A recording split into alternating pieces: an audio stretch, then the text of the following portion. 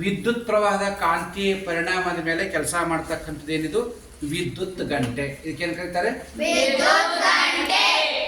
ನನ್ನ ಹತ್ರ ಇಲ್ಲಿ 9 ವೋಲ್ಟಿನ ಬ್ಯಾಟ್ರಿ ಇದೆ. ನಾನು ವಿದ್ಯುತ್ತನ್ನು ಕೊಟ್ಟಾಗ ಈ ಯು ಆಕಾರದ ಕಬ್ಬಿಣದ ಪಟ್ಟಿಯು ಅಯಸ್ಕಾಂತವಾಗುತ್ತದೆ. ಅಯಸ್ಕಾಂತವಾದಾಗ ಅದಕ್ಕೆ ಹತ್ತಿರವಿರುವ ಮೆದು ಕಬ್ಬಿಣದ ಪಟ್ಟಿ ಇದನ್ನು ಆಕರ್ಷಣೆ ಮಾಡಿಕೊಳ್ಳುತ್ತೆ. ಆಕರ್ಷಣೆ ಮಾಡಿಕೊಂಡಾಗ ಇದಕ್ಕೇನಾಗ್ತದೆ, ಇದಕ್ಕೆ ಬಂದು ಬಡಿತದೆ, ಅವಾಗ ಶಬ್ದ ಬರ್ತದೆ. ಯಾವಾಗ ಇದಕ್ಕೆ ಬಂದು ಟಚ್ ಆಗ್ತದೆ ಅವಾಗ ಸಂಪರ್ಕ ಕಳ್ಕೋತದೆ. ಸಂಪರ್ಕ ಕಳ್ಕೊತು ಅಂದ್ರೆ ಮತ್ತೆ ಯು ಆಕಾರದ ಮೆದು ಕಬ್ಬಿಣದ ಪಟ್ಟಿ ಅಯಸ್ಕಾಂತ ಗುಣವನ್ನು ಕಳ್ಕೊಳ್ಳುತ್ತೆ.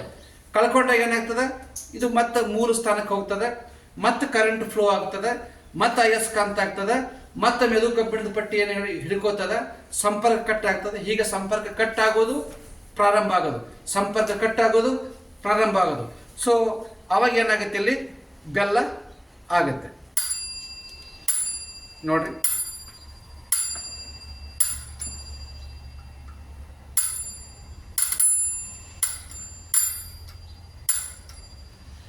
ಇದು ಯಾವ ತತ್ವದ ಕೆಲಸ ಮಾಡುತ್ತೆ? ವಿದ್ಯುತ್ ಪ್ರವಾಹದ ಕಾಂತೀಯ ಪರಿಣಾಮ.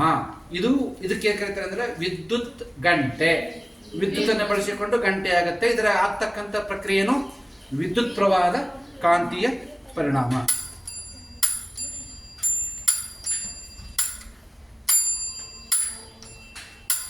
Okay, thank you.